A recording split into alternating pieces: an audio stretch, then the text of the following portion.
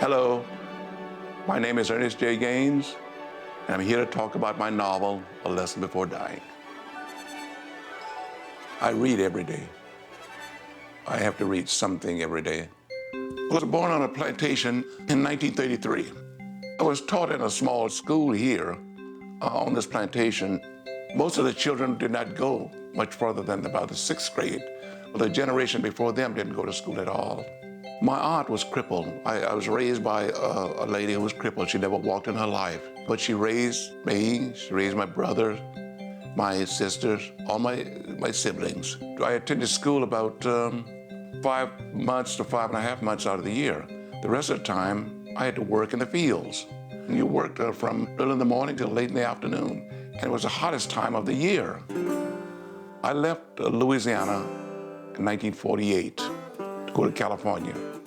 My folks brought me there because I could not get the kind of education here my folks wanted me to have. I was not allowed to go into a library here. The libraries here were for whites only. It was there in California that I visited a library for the first time in Vallejo, California. And the reason why I went there was because I had gotten beaten up in a boxing ring by a guy who really knew how to box, and I did not know. And I was too embarrassed to go back to this YMCA where I'd gotten beaten up, so I ended up in the library. I discovered in a library lives of different people other than my own. I was looking for something about myself. Finally, I settled in the rural South.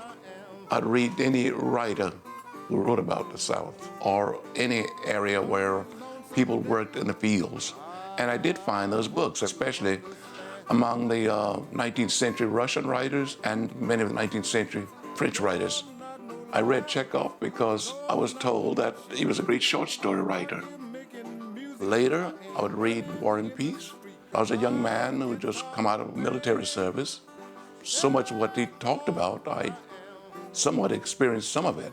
Pushkin, I think I fell in love with Pushkin because someone told me that he's part black. So I began to read Pushkin. What was missing from the books that I read was that they were not talking about my people. It was then that I thought I would like to be a writer. I thought, look at all these books in here. They must not be hard to do. I should be able to write a book. I didn't know how hard it was at that time to write a book.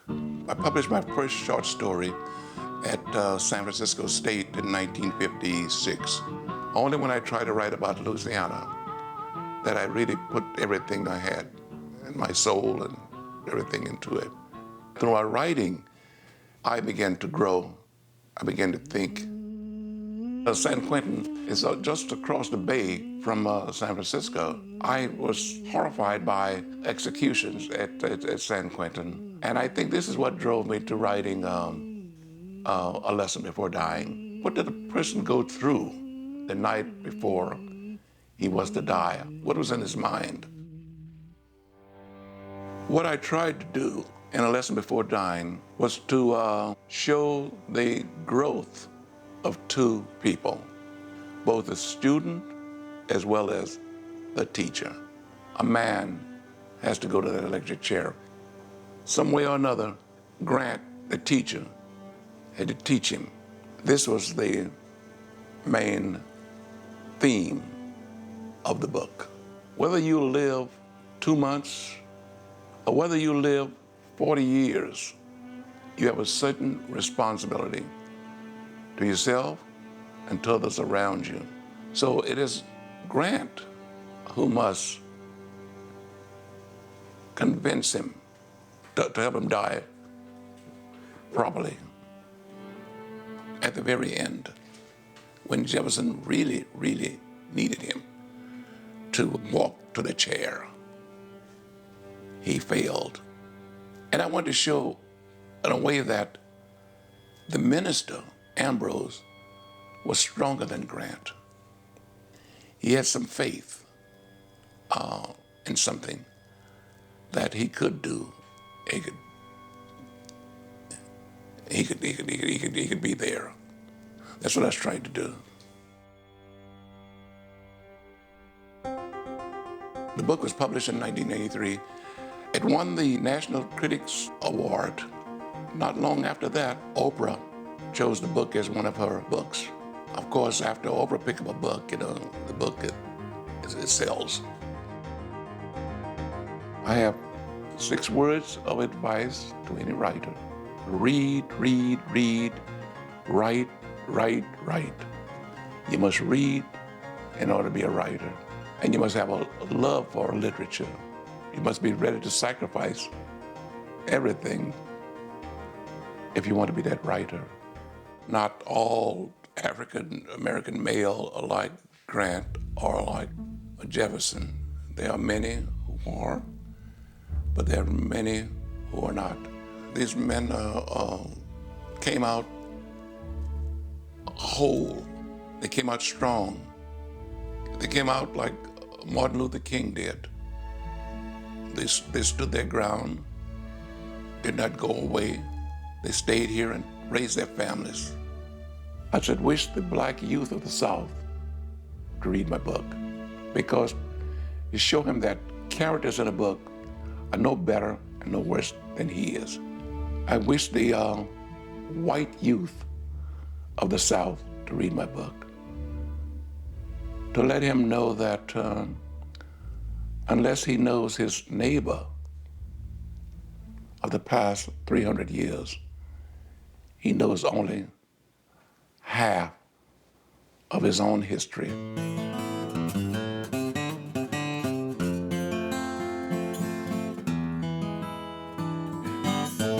I think what made me a man was that I didn't want to leave here because I loved my aunt. I still love my memories of her, but she also knew that I had to go because nobody in our family had gone beyond high school. But I had this love of the place. Could never forget the place. When I think about the field, sometimes it's good memories, other times, hard, tough memories of these things. I look out of my office, I can see all of that, all the way back to the cemetery.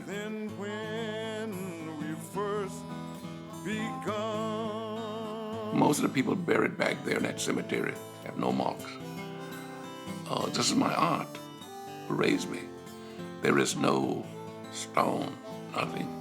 I don't even know the exact place where it's buried because we're too, poor to put up anything.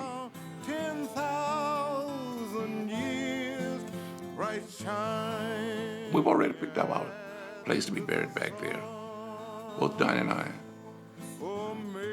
My epitaph, I've already written it out. To lie with those who have no marks.